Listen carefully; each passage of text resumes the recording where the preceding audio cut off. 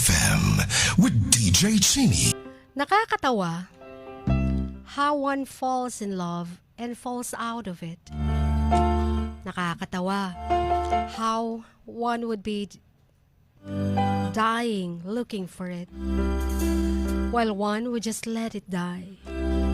Nakakatawa how each and every one of us is very much affected by love. Nakakatawa how everyone live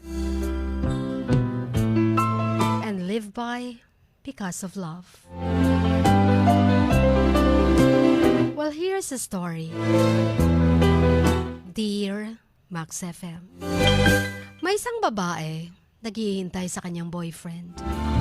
Noong first day, nag-send siya ng message sa kanyang boyfriend. Sinabi niya na, B, miss you na. What time ka ba pupunta sa bahay? Nagantay siya ng reply ng kanyang boyfriend. Pero hindi man lang nag-reply ang lalaki. Hindi man lang tumawag. And then nag-text na naman siya for the second time. B, I texted you kaninang umaga. Pero ba't di ka nag-reply? What time ka ba pupunta? Nag-promise ka. I need your answer ASAP. But the girl waited for 5 hours. Wala pa ring sagot. At sa sobrang asar, in-off niya ang cellphone niya. Pagkatapos, sabi niya, bubuksan ko lang tong cellphone ko kapag pumunta na siya dito. Kapinatay niya ang cellphone niya. After a few minutes, nakatulog na yung girl. The second day, naghihintay pa rin ang girl sa kanyang boyfriend. Nagpaparing ng phone, tapos binababa niya. Ino-off niya. She told herself na, mahal niya pa kaya ako? Mahal niya pa ba ako? Alam naman niyang nagpaparinig na ako eh. Basta nagpaparing na ako ng phone, nagtatampo na ako niyan. So dapat nagre-reply na siya or tumatawag man lang. Or kaya pumunta na dito sa bahay. She was expecting that the boy will call him back or call her back. Until gumabi na, wala pa ring dumating. Walang tumawag. Kaya ang cellphone niya, naka-off pa din. The third day, she was still waiting.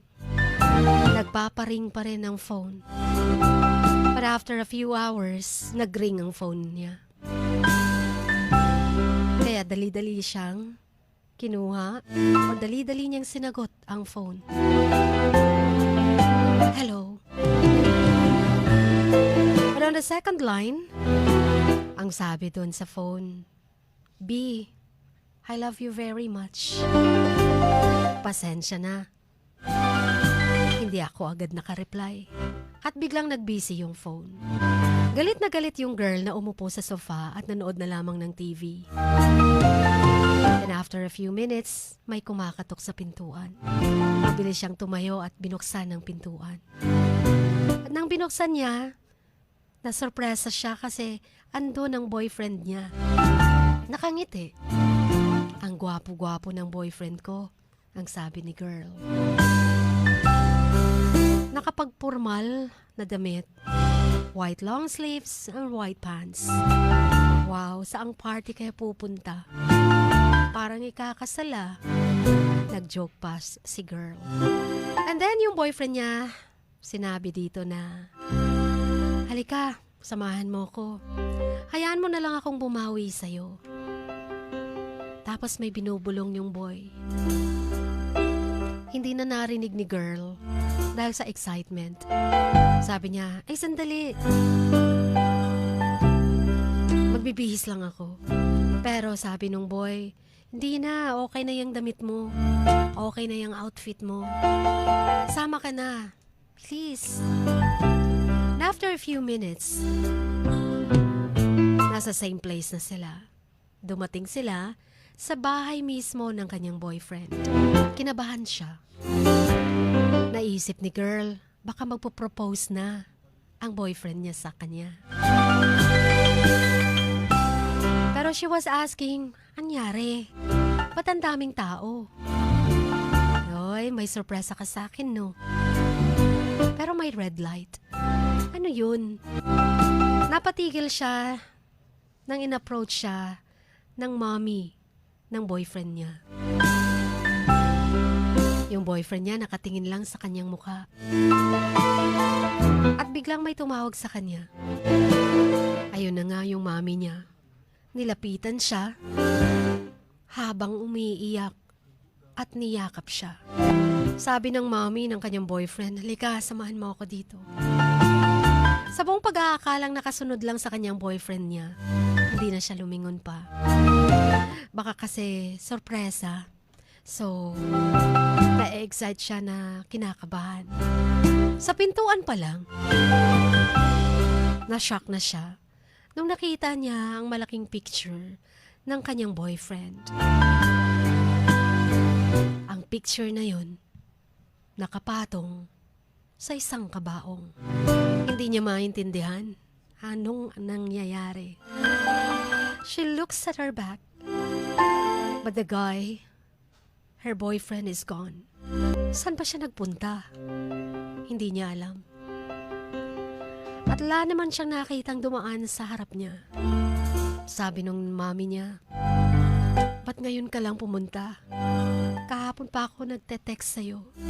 Pero naka-off ang phone mo. Inopen niya ang cellphone niya at umupo ng saglit. Binasa ang mga messages. May mga 5 unread messages. Pag-open niya sa first message, nakasulat, Iha, 50-50 ang anak ko. Halika dito. Kailangan ka ng boyfriend mo. Inopen niya ang second message. Please come here or reply. I need it now. Third message. Ang anak ko, comatose. Bisitahin mo naman siya. Ikaw lang ang lakas niya. Fourth message. Iha, patay na ang anak ko. Napahagulhol si girl. Hindi niya lubos maiisip na wala na ang kanyang boyfriend. Totoo ba to? O nag-hallucinate lang siya? Nananaginip lang ba siya? Thinking that her love is now gone. At iniwan na siyang mag-isa. Naisip niya yung nangyari. Pero sino yung nakita niya? She is with the guy, her boyfriend, the past few hours. But she kept on thinking. Hanggang dumating ang kanyang pag-iisip sa boyfriend niya. Parang narinig niya kung anong binulong nito. Come, let's go. Dalawin mo naman ako. Kahit sa huling araw ng lamay ko. Chin, ako po si Aliana. Ibinabahagi ko ang kwentong ito upang mapulutan ng leksyon at inspirasyon. Kung ano man yun, kayo na pong bahala. Isang kwentong hindi lang dapat nababasa. Isang kwentong dapat marinig ng lahat upang magbigay ng leksyon. At kung ano ang nasa isip nyo, yun na yun. Pahalagahan ng isang taong andyan pa sa tabi nyo. Hindi yung wala na sa tabi nyo. Hanggang dito na lamang. Maligayang Pasko po sa inyong lahat.